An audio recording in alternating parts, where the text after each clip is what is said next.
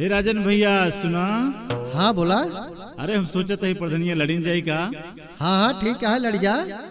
अरे झंडा गड़ी जाए। हाँ बिल्कुल, हम साथे ही। अरे अंदर अंदर से मामला समझा नहीं तो पता लगे कि हाँ ठीक है, हम सब ठिकवा देवे। फिर कूद जाते भगवान भरोसे।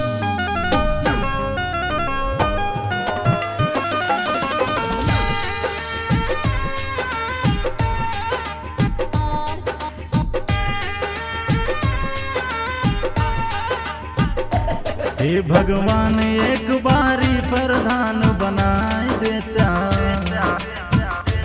हाँ हे भगवान एक बारी प्रधान बनाए देता, किस्मतिया चमकाए देता ना। हे भगवान एक बारी प्रधान बनाए देता, किस्मतिया चमकाए देता ना।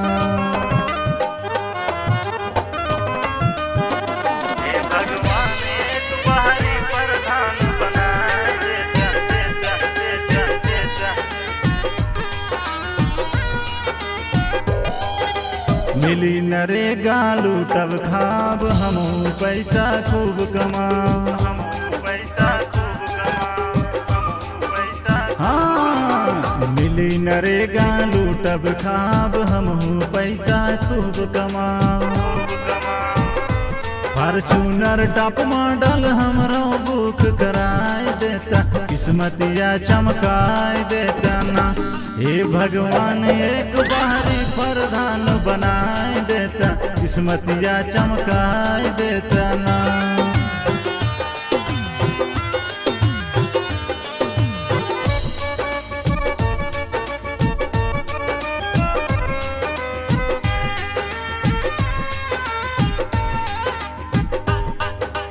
रोज बलाक में करब बवाल, हमरो बनल रही भौकाल।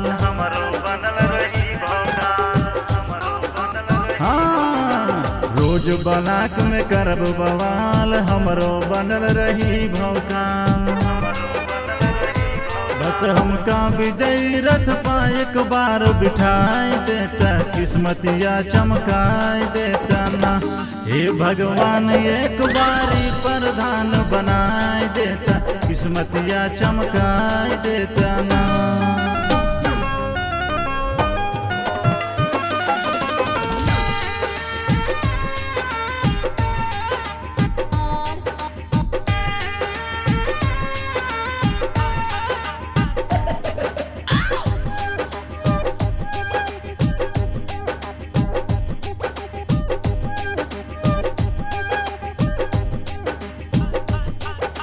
घर में जम के करब विकास, होई लखनऊ मायावा।